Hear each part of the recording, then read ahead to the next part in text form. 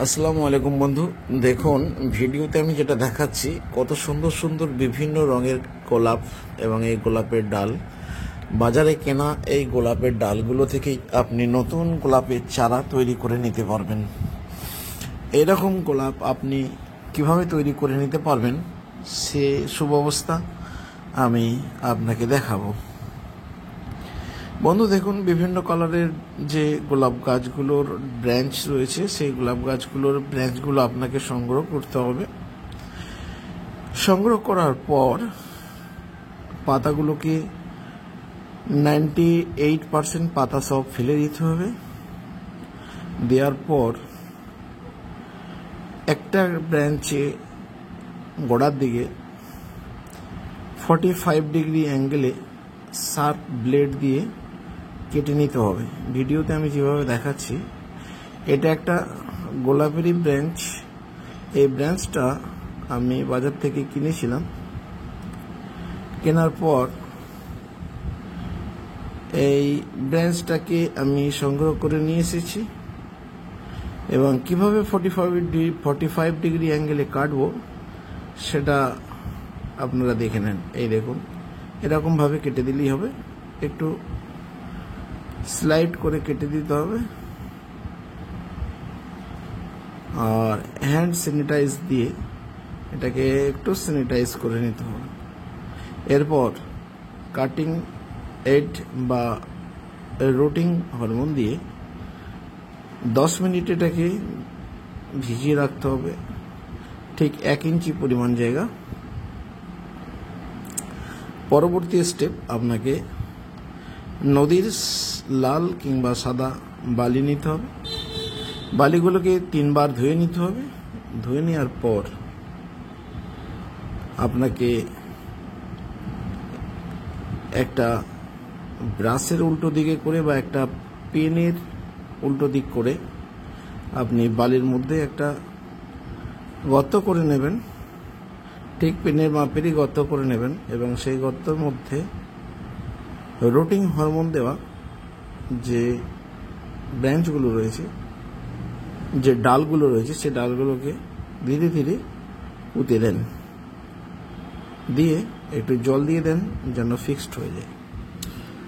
বন্ধু, ভিডিও বেশি লং করব না। এবার আমি আপনাদেরকে দেখাবো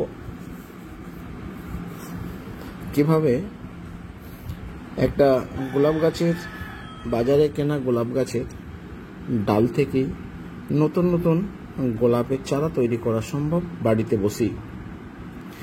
দেখুন, এইভাবে আমি রুটিং হরমোনগুলো লাগিয়ে নিয়েছি। 10 মিনিট অপেক্ষা করব। 10 মিনিট অপেক্ষা করার পর আমি বালি ধুয়ে রেখেছিলাম একটা পাত্রে। সেই পাত্রটায় 3 বার বালিটা ধুয়ে নেবেন, 3 বার 4 বার। এতে ব্যাকটেরিয়া, ফাঙ্গাস, প্রোটোজোয়া, নেমাটোড এসবগুলো থাকে, সেগুলো ধুয়ে বেরিয়ে যাবে। এরপর এইভাবে একটা ব্রাশ বা একটা পেনের সাহায্যে আপনি এইভাবে হোল করে নেন। এই হোলের মধ্যে আপনার গোলাপ গাছের যেগুলো আমরা ব্রাঞ্চগুলোকে আমরা হরমোন লাগিয়ে রেখেছি সেগুলো এখানে আমরা পুঁতে দেবো। দেওয়ার পর একে একটা সেমি সেটেড এরিয়া বা অন্ধকারাচ্ছন্ন পরিবেশের মধ্যে, যেখানে মোটেই সূর্যকিরণ যায় না, সেরকম একটা জায়গায় 10 দিনের জন্য রেখে দেবো। 15 থেকে 20 দিনের মধ্যে এখান থেকে নতুন চারা গাছ তৈরি হয়ে যাবে।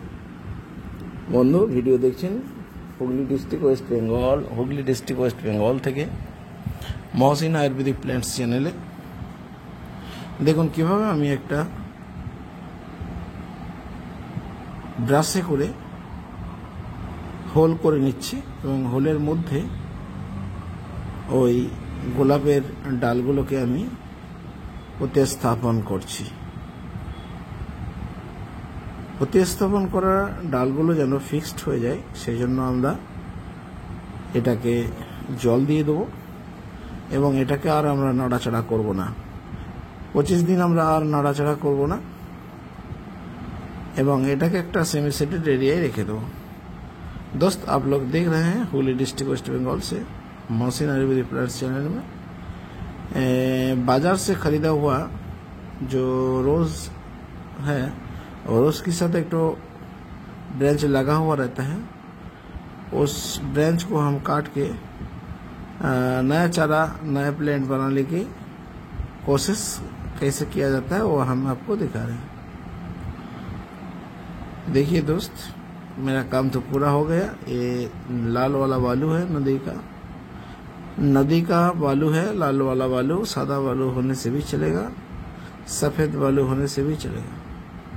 ठीक है दोस्त, उसका बाद थोड़ा सा पानी डाल दीजिए, क्योंकि ये जो सब ब्रांच है अच्छे से फिक्स्ड हो जाएगा। और इसको हिलाना मत, 1 महीना तक देखते रहिए वीडियो। इसका बाद क्या कीजिएगा, पूरा सेट को बाल्टी के अंदर ढक दीजिए।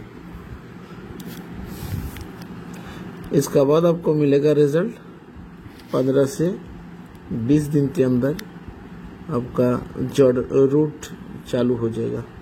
खुदा हाफिज।